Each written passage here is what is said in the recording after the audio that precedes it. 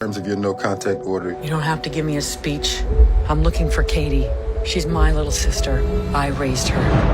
Okay, next time don't drag me like I don't exist! Tell her about me!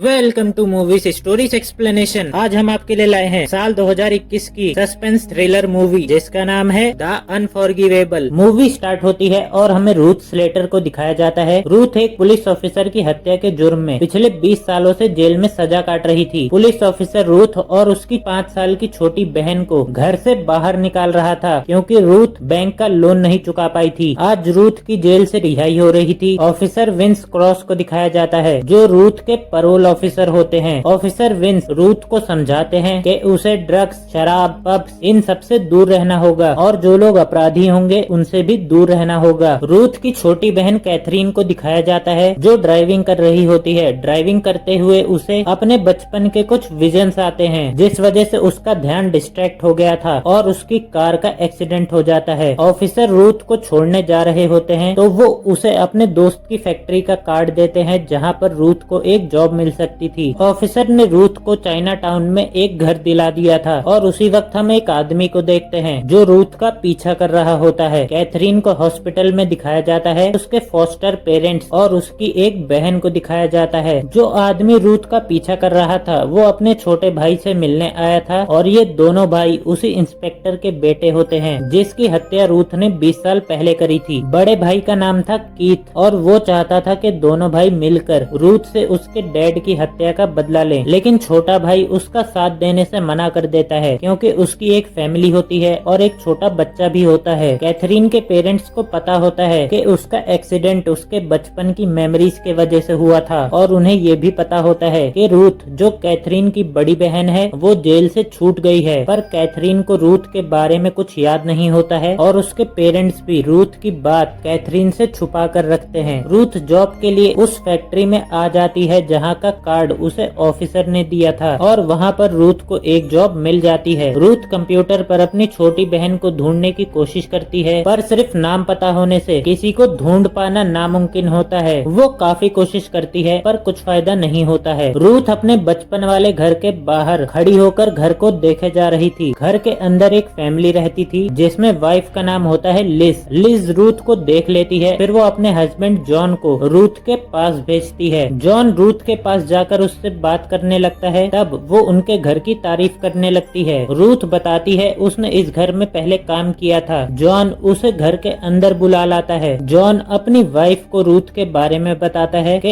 इसने इस घर में काम किया था। रूथ घर को देख रही होती है तो उसे पास्ट के कुछ फ्लैशबैक्स दिखाई देते हैं। फिर वो घर से निकल जाती है। रूथ जाने लगती है तो जॉन उसे लिफ्ट दे देता है। जॉन रूथ को बताता है कि वो एक लॉयर है। जॉन को रूथ की बातों से समझ में आ जाता है कि वो झूठ बोल रही है। तब रूथ उसे बताने लगती है कि माँ बाप के गुजरने के बाद रूथ अपनी छोटी बहन के साथ उसी घर में रहा करती थी। उसको जेल हो जाने के बाद उसकी छोटी बहन को एक परिवार ने गोद ले लिया। उसने जेल से अपनी छोटी बहन को बहुत सारे लेटर्स लिखे पर उन लेटर्स का कोई जवाब नहीं आया। रूथ कार से निकल के जाने लगती है। तब जॉन उसे रोकता है, उसे अपना कार्ड देते हुए कहता है कि मुझसे जितना हो पाएगा मैं तुम्हारी मदद करूंगा। रूथ एक बिल्डिंग के अंदर आई होती है जहाँ पर कम्युनिटी सेंटर बन रहा था। रूथ एक बहुत अच्छी कारपेंटर होती है। वहाँ पर पहुंचकर वो एक आदमी से कारपेंटर की जॉब के लिए पूछती है पर वो रूथ को जॉब देने से मना कर देता है। तब रूथ वहाँ पर रखे हुए डोर के एक फ्रेम को 1 घंटे के अंदर ठीक कर देती है। तब वो आदमी रूथ को एक जॉब दे देता है। वहाँ पर उससे मिलने के लिए ऑफिसर भी आए थे जिन्हें वो बताती है कि उसे ये जॉब कैसे मिला। रूथ फैक्ट्री में भी काम करती थी। वहाँ पर एक आदमी उसे पसंद करने लगा था। वो रूथ को लिफ्ट भी देता है। रूथ उसके साथ उसी बिल्डिंग के बाहर पहुंचती है जहां पर वो कारपेंटर का काम कर रही थी। रूथ अपना काम कर रही होती है और उसे सबसे ज्यादा टेंशन अपनी छोटी बहन को ढूंढने की होती है। तभी रूथ को उस घर के दरवाजा खुलने की आवाज आती है। वो हाथ में हथियार उठाकर सीढ़ी से नीचे आते हुए उस आदमी पर हमला करने वाली थी, पर तभी वो देखती है वो ब्लैक होता है जो उसके साथ फैक्ट्री में काम करता था। वो रूथ के लिए डोनट्स लाया था, पर रूथ को लग रहा था कि कोई घुसपैठिया घर में घुस आया है। वो रूथ के साथ थोड़ा समय बिताने आया था, पर यहाँ बात ही बिगड़ गई थी। ब्लेक रूथ के लिए एक जैकेट भी लेकर आया था। रूथ जैकेट पहनकर देखती है, फिर ब्लेक वहाँ से निकल जाता है। रूथ जॉन को बार बार कॉल कर रही थी, पर ना तो वो उसका फोन उठा रहा था, ना ही उसकी किसी तरह से हेल्प कर रहा था। रूथ उसे एक ऑडियो मैसेज भेजती है, जिसमें वो उससे अपनी सच्चाई छुपाने के लिए उससे माफी मांगती है। जॉन की वाइफ लिस को भी अपने पड़ोसियों से रूथ के बारे में पता चल जाता है। रूथ ने अपने काम के लिए लकड़ियाँ मंगवाई थी। स्टीव भी वहाँ पर पहुँच गया था और वो लकड़ियाँ उठाने में रूथ की मदद करने लगा था। रूथ को लगा था कि स्टीव ट्रक ड्राइवर के साथ आया है। उसे नहीं पता था कि ये उसी इंस्पेक्टर का छोटा बेटा है। स्टीव रूथ के साथ बात कर रहा होता है। बातों ही बातों में स्टीव रूथ के पेरेंट्स के बारे में बात करता है, जिस पर रूथ बताती है कि वो गुजर चुके हैं। रूथ कहने लगती है जो बीत गया है उसे भूल जाना चाहिए और आगे बढ़ जाना चाहिए, जो सुनकर स्टीव को बहुत गुस्सा आता है, क्योंकि उसके डैड को रूथ ने ही मारा था। स्टीव वहाँ से निकलकर नीचे छुप जाता है और रूथ भी अपना काम करके यहाँ से चली जाती है। उसके जाने पर स्टीव बाहर आता है। रूथ के सामान में उसे कैथरीन की फोटो मिल जाती है। रूथ के लॉयर जॉन ने कैथरीन के पेरेंट्स को एक लेटर भेजा था, जिसे देखकर वो लोग बहुत परेशान हो जाते हैं। दूसरी तरफ रूथ को भी ब्लेक का साथ बहुत अच्छा लग रहा था। रूथ ब्लेक से कोई सच्चाई छुपाना नहीं चाहती थी, इसलिए वो ब्लेक को अपने बारे में सब कुछ बता देती है, जिसे सुनने के बाद ब्लेक पूरी तरीके से शॉक हो जाता है। रूथ भी समझ गई थी कि अब वो उसके साथ नहीं रहना चाहता है, इसलिए रूथ वहाँ से उठकर चली जाती है। कैथरीन के पेरेंट्स भी लॉयर वाली बात को लेकर बहुत परेशान थे और उस पर डिस्कशन कर रहे थे, पर उनके डिस्कशन को एमिली, जो कि उनकी छोटी बेटी थी, वो सुन लेती है। रूथ अपने काम पर आई होती है, जहाँ पर पैटी नाम की एक औरत रूथ के ऊपर हमला कर देती है। वो उसे खूनी बोलने लगती है। उसने रूथ को बहुत जख्मी कर दिया था। पैटी को रूथ के बारे में ब्लेक ने ही बताया था। पैटी के वजह से पूरी कंपनी वालों को रूथ के बारे में पता चल जाता है। एमिली अपने घर पर अपने पेरेंट्स के रूम को चेक करने लगती है। उसे रूथ के लिखे हुए सारे लेटर्स मिल जाते हैं। दूसरी तरफ कैथरीन के पेरेंट्स लॉयर और रूथ से मिलने के लिए आए होते हैं। जॉन उनके पेरेंट्स के साथ बातें शुरू करता है, पर कैथरीन के पेरेंट्स की बातों से साफ समझ में आ रहा था कि वो लोग रूथ को कैथरीन से नहीं मिलने देना चाहते थे। रूथ उनको बताने लगती है कि उनकी मॉम की डेथ होने के बाद रूथ ने कैथरीन को अपनी बेटी की तरह पाला था। उनके डैड उन पर ध्यान नहीं देते थे। मैंने केटी को 5 सालों तक बहुत अच्छे से पाला था, पर उसके पेरेंट्स बोलने लगते हैं कि उसकी लाइफ पहले जैसी भी थी, पर अब हमारे साथ वो बहुत अच्छी जिंदगी जी रही है। कैथरीन के पेरेंट्स उठकर जाने लगते हैं। रूथ पूछती है कि मैंने जेल से बहुत सारे लेटर्स लिखे थे, क्या आपने वो लेटर्स कैथरीन को नहीं दिए थे? उनके जवाब ना देने पर रूथ पूछती है कहीं तुमने मेरे लेटर्स को जला तो नहीं दिया? रूथ गुस्से में आकर उन लोगों पर चिल्लाना शुरू कर देती है और कैथरीन के पेरेंट्स यहाँ से भाग जाते हैं। एमिली रूथ के लिखे हुए सारे लेटर्स को पढ़ लेती है। उन्हें पढ़कर वो भी बहुत इमोशनल हो गई थी। रूथ अपनी कंपनी के बाहर बैठी होती है। ब्लेक आकर वहाँ उससे बात करने लगता है। रूथ चिल्लाने लगती है। तब ब्लेक बताता है कि वो भी एक मुजरिम था और 1.5 साल पहले ही वो जेल से बाहर निकला है। वो कहने लगता है तुमने मुझे जो बात बताई थी उसे सुनकर मुझे बहुत बड़ा झटका लगा था। मैं अंदर तक पूरा हिल गया था। और कहने लगता है मैंने गलती से पैटी को तुम्हारे बारे में बता दिया था। ब्लेक उससे माफी मांगकर वहाँ से चला जाता है। एमिली रूथ को फोन करके बताती है कि मैंने आपके लेटर्स को पढ़ा है। तब रूथ उससे कहती है कि हम कहीं बाहर मिलते हैं। अगले दिन रूथ एक पार्क में बैठी होती है और एमिली वहाँ पर उससे मिलने के लिए आई होती है। रूथ एमिली के साथ कैथरीन की बातें कर रही होती है। रूथ कहने लगती है मेरी बहन पता नहीं अब कैसी दिखती होगी, क्या करती होगी। एमिली बताती है उसे पियानो बजाना बहुत पसंद है। एमिली वहाँ से जाने लगती है। जाते हुए कैथरीन को बताती है कि आज शाम को 4 बजे कॉर्निश ऑडिटोरियम में कैथरीन का रिहर्सल है। अगर आप चाहें तो उसे वहाँ पर देख सकती हैं। स्टीव रूथ का पीछा करते हुए उस पार्क तक पहुँच गया था। वहाँ से वो एमिली का पीछा करने लग जाता है। एमिली का घर देख लेने के बाद स्टीव अपने घर वापस आ जाता है। उसका बच्चा रूम में रो रहा होता है। वो उसे उठाकर अपनी वाइफ को ढूंढ रहा होता है। तभी एक कमरे में वो अपनी वाइफ और अपने भाई को इंटीमेट होते हुए देख लेता है। वो बहुत गुस्सा हो जाता है और अपने भाई को मारने लगता है। उसके बाद गुस्से में स्टीव घर छोड़कर चला जाता है। कैथरीन जॉन से मिलने के लिए उसके घर पर आई थी। तभी लिस घर के बाहर आ जाती है और वो रूथ के ऊपर बहुत चिल्लाने लगती है। रूथ कह रही होती है कि मुझे जॉन से बात करनी है। लिज उसे बहुत सुनाई जा रही थी, उसे खूनी कहे जा रही थी। रूथ कहने लगती है कि अगर आप भी मेरी जगह होती तो आप भी वही करती। वो सिर्फ 5 साल की थी और मैं उसे जेल कैसे जाने देती। लिज उसकी बात सुनकर पूरी तरीके से हैरान हो जाती है। लिज उससे पूछने लगती है कि क्या हुआ था उस दिन। रूथ बताने लगती है कि वो और उसकी छोटी बहन घर पर थे। वो लोग बैंक का लोन चुका नहीं पाए थे, इसीलिए बैंक वाले पुलिस वालों को साथ में लेकर उन्हें घर से निकालने के लिए आए थे। इंस्पेक्टर रूथ को बाहर आने के लिए कह रहा था और रूथ उन्हें जान से मारने की धमकी दे रही थी। इंस्पेक्टर उनके घर के अंदर आ जाता है। घर में बंदूक होती है जिसे उठाकर कैथरीन पुलिस वाले पर गोली चला देती है। इंस्पेक्टर की मौत हो जाती है, पर रूथ ने बंदूक को अपने हाथ में ले लिया था और मर्डर का इल्जाम भी अपने सर पर ले लिया था। रूथ कहने लगती है कि शायद आज मैं अपनी बहन को नहीं देख पाऊंगी। तब लिज उसे अपनी कार से लिफ्ट देती है। लिज ने उसे समय पर रिहर्सल तक पहुंचा दिया था, पर वहां पर उसे स्टीव ने कॉल किया था और उसे कहने लगता है कि मैंने कैथरीन को किडनैप कर लिया है और उसे मिलने के लिए एक बंद फैक्ट्री में बुलाता है। रूथ लिज के साथ कार में बैठकर उसी बंद पड़ी हुई फैक्ट्री में पहुंच जाती है और वहां पर पहुंचने के बाद वो लिज को बताती है कि कैथरीन किडनैप हो गई है। रूथ स्टीव की बताई हुई जगह पर पहुंच गई होती है। रूथ अंदर पहुंचकर देखती है स्टीव के हाथ में बंदूक होती है और नीचे एक लड़की लेटी हुई होती है। रूथ जब आगे बढ़ती है तो वो देखती है वो लड़की एमिली होती है। कैथरीन अपनी रिहर्सल पर सही सलामत पहुंच चुकी थी। स्टीव ने कैथरीन समझकर एमिली को किडनैप कर लिया था। रूथ उसे कह रही होती है कि इसे छोड़ दो, ये सिर्फ एक बच्ची है। वो कहने लगता है अब तुम अपनी बहन को मरते हुए देखोगी। रूथ उसे रोकने लगती है। वो उसके डैड के बारे में बात करने लगती है, कह रही होती है कि वो दिल के बहुत अच्छे थे पर मुझसे बहुत बड़ी गलती हो गई थी। रूथ उसके साथ बहुत इमोशनल बातें किए जा रही थी और उससे माफी भी मांग रही होती है। स्टीव भी दिल का बुरा नहीं था। वो बंदूक रूथ के ऊपर से हटा लेता है और बहुत जोर जोर से चिल्लाने लगता है, रोने लग जाता है। लिज ने भी पुलिस वालों को फोन करके वहाँ पर बुला लिया था। रूथ एमिली के पैर खोल देती है और उसे अपने पीछे छुपाते हुए उस रूम से बाहर निकलवा देती है। फिर रूथ का एक फ्लैशबैक दिखाया जाता है जिसमें उसकी बहन पेस्ट्री खा रही होती है और बाहर पुलिस वाले रूथ को गिरफ्तार करने के लिए आ गए थे। रूथ बाहर निकल गई थी, उसकी छोटी बहन खा रही होती है और बाहर पुलिस वाले रूथ को गिरफ्तार कर लेते हैं। और ऐसा ही सेम आज के दिन होता है। रूथ फैक्ट्री से बाहर आती है, पुलिस वाले उसे गिरफ्तार कर लेते हैं और फैक्ट्री के अंदर जाकर स्टीव को भी गिरफ्तार कर लेते हैं। एमिली के पेरेंट्स को भी फोन आता है जिन्हें एमिली के बारे में पता चल जाता है। ऑफिसर विंस क्रॉस रूथ के पास आ गए थे। वो पुलिस वालों से कहते हैं कि जब तक इस पर कोई आरोप नहीं लगता है तब तक ये मेरी जिम्मेदारी है और पुलिस वाले रूथ को आजाद कर देते हैं। वो रूथ को अपने साथ लेकर जा रहे होते हैं। दूसरी तरफ एक एम्बुलेंस के पास एमिली, उसके पेरेंट्स और उसकी बहन कैथरीन भी वहीं पर मौजूद होती है। रूथ कार के पास खड़ी होती है, तब वो अपनी छोटी बहन को अपने सामने खड़ा हुआ देखती है। वो उसे देख रही होती है और उसकी छोटी बहन खुद चलकर उसके पास आती है। रूथ को देखकर कैथरीन काफी खुश होती है